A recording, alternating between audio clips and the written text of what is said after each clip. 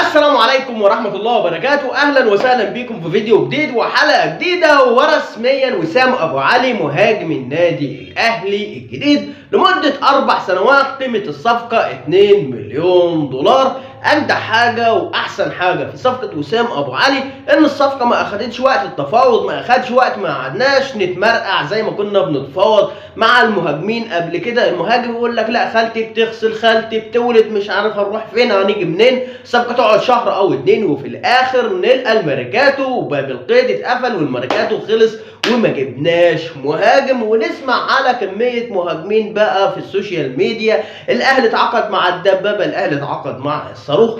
الأجمل في التعاقد مع وسام أبو علي هو وسام أبو علي، وبنتفاوض مع وسام، والنادي الأهلي رفع المقابل المادي عن دون الأندية اللي بتنافس النادي الأهلي على ضم اللاعب. والنادي الأهلي في الآخر انتصر وأخذ وسام أبو علي ب4 سنين وقيمة الصفقة 2 مليون دولار. وسام أبو علي مع النادي الأهلي لمدة 4 سنوات.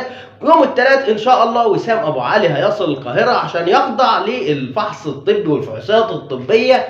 وهنتكلم فيديو النهارده عن وسام أبو علي والأزمة القلبية والإصابة المزمنة اللي حصلت له قبل كده في صيف 2021، وغاب عن الملاعب لمدة 6 شهور. والناس طالعة تتكلم دلوقتي وبتقول لك عنده إصابة مزمنة، وده اللي هيخلي صفقة وسام أبو علي تفشل مع النادي الأهلي. فاكرين عبد العزيز يعقوبه لما خضع للفحص الطبي وطلع عنده إصابة مزمنة والكلام كتر وقال لك اللاعب ده عنده إصابة مزمنة، والنادي الأهلي رفض التعاقد معاه. والراجل ده بيرجع للدوري تاني وبيكسر وبيسجل 21 هدف في موسم واحد، والنادي الاهلي خسر. تعاقد مع عبد العزيز يعقوبه المهاجم الهداف، المهاجم السريع اللي ما عندوش اي اصابات مزمنه، لكن دي كانت حجه من اداره النادي الاهلي ان هو ما تعاقدش مع عبد العزيز يعقوبه بسبب المبلغ المادي العالي.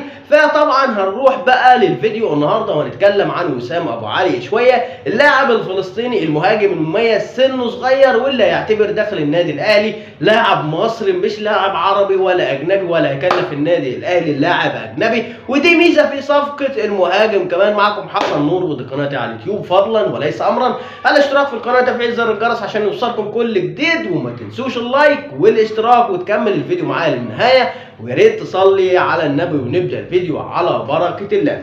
وسام ابو علي عمره 24 سنه، دي حاجه بتميز المهاجم. طبعا الطول ما شاء الله 187 سم.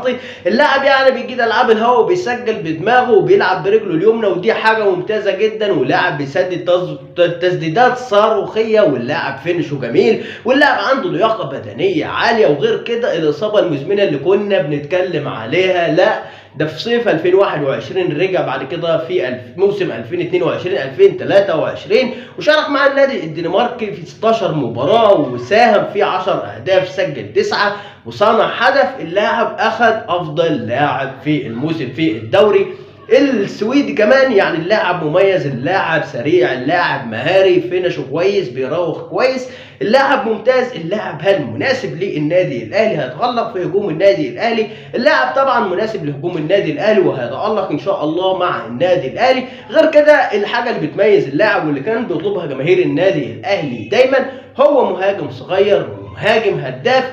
المثلين دول موجودين في وسام ابو علي. وسام ابو علي لعب في عمره كله 176 مباراه، مسجل بين 75 هدف. اللاعب يعني لاعب هداف من الطراز الرفيع. النادي الاهلي شايف ان وسام ابو علي مهاجم ممتاز ومهاجم مناسب جدا للنادي الاهلي، عشان كده خلص الصفقه بسرعه. واللاعب ده مميز، مش هنفرط في وسام ابو علي. غير ان في 4 انديه او 5 انديه كانت بتنافس النادي الاهلي على ضم اللاعب، وفي يعني حاجه كده غرض اوروبي ان هو يضم اللاعب. شايفين ان اللاعب مميز واللاعب هينجح في اوروبا وبيسجل كويس جدا، عشان كده النادي الاهلي ما فرطش في اللاعب ورفع المقابل المادي ل 2 مليون دولار. يعني النادي الاهلي متمسك بوسام ابو علي، ووسام ابو علي من الاخر كده عايز يجي النادي الاهلي.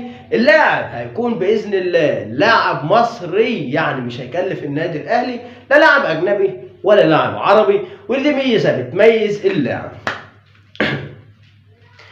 قيمة العقد من 2 مليون دولار، ووسام أبو علي هيتقاضى مع النادي الأهلي من 900 ل 800 ألف دولار سنويا في قيمة اللاعب لمدة 4 سنين، وده كويس جدا لميزانية النادي الأهلي وهيمشي مع ميزانية النادي الأهلي. وإن شاء الله اللاعب هنشوفه بإذن الله قريب مع النادي الأهلي.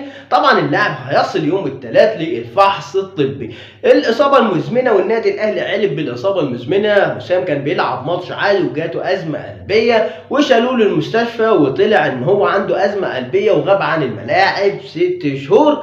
الأزمة القلبية ما بعدش قوي عن الملاعب، يعني بعد 6 شهور، لكن رجع في صيف 2022 زي ما قلت 2023 وانضم للنادي السويدي ولعب وتألق وسجل واخد افضل لاعب في الدوري في الموسم. يعني اللاعب من الاخر كده الاصابه ما منعتوش، اللاعب بعد الاصابه رجع وتألق وادى وراح واجا واموره كلها تمام. فانا اعتقد وسام ابو علي هيكون لاعب مميز في النادي الاهلي، هيكون لاعب ممتاز في النادي الاهلي. انا كنت اتمنى ان وسام ابو علي يكون في الميركاتو الصيفي عشان يحضر مع النادي الاهلي بطولات كاس العالم او في السوبر ليج، ويخوض بطولات صعبه ومنافسات تكون فيها صعبه عشان نختبر قدرات وامكانيات والكيوليتي بتاع وسام ابو علي. هل هيمشي مع المباريات في كاس العالم القويه او مباريات السوبر ليج او الدوري ابطال افريقيا؟ لكن مفيش مشكله بعد الرجوع من افريقيا 2024 ونشوف وسام ابو علي في دوري ابطال افريقيا مع النادي الاهلي، وان شاء الله هيتألق مع النادي الاهلي. عموما في ناس كتير هتطلع بقى تطلع لك القط الفطس اللي ما بيعجبهاش العجب من الاخر. وسام ابو علي عنده اصابه مزمنه، اللاعب مش عارف رجله بتوجعه، اللاعب ما بيجيش العاب الهواء، اللاعب مش مميز، ده صفقه فاشله في صفقه فاسده. لكن ان شاء الله وسام هيرد عليهم في الملعب باذن الله.